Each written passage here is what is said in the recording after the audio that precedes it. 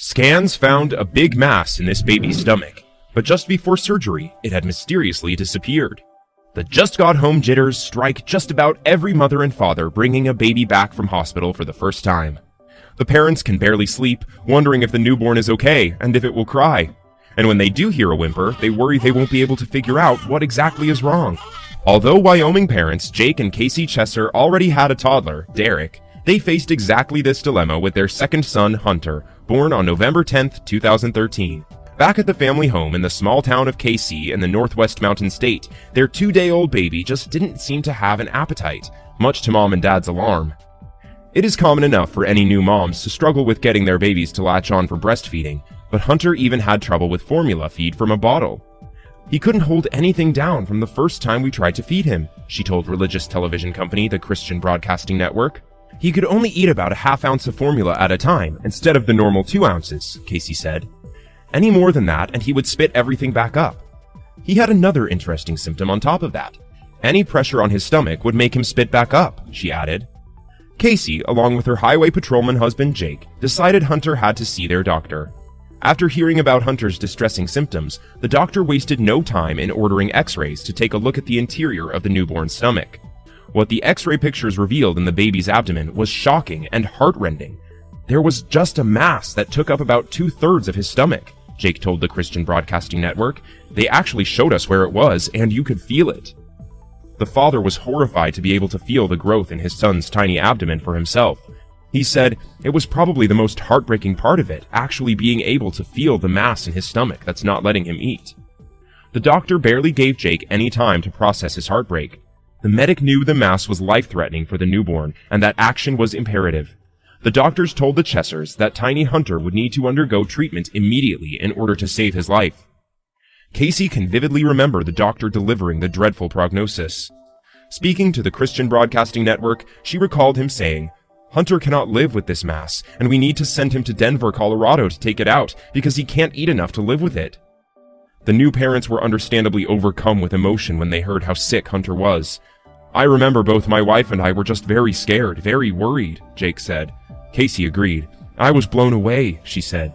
"You don't expect to see that in your baby that's 2 days old." The baby was airlifted to Denver's Rocky Mountain Hospital for Children the same day, November 12th, where a new team of doctors confirmed the baby's initial diagnosis with a 3D ultrasound. On hearing the news, Jake and Casey realized they were at the start of a very long road to their son's recovery. Jake had to make the 5.5-hour car journey to Denver from Wyoming himself. He said, "The best prognosis we were looking at was Hunter leaving in 2 months, but we thought that we should probably plan for him to be there for at least 6 months." Mother and son settled into their hospital room the night before Hunter's surgery, with the parents now resigned to the fact that they could be at the facility for quite some time. As any mother would, Casey tried again to feed her young son, despite his prognosis and impending procedure. This time, however, something was different.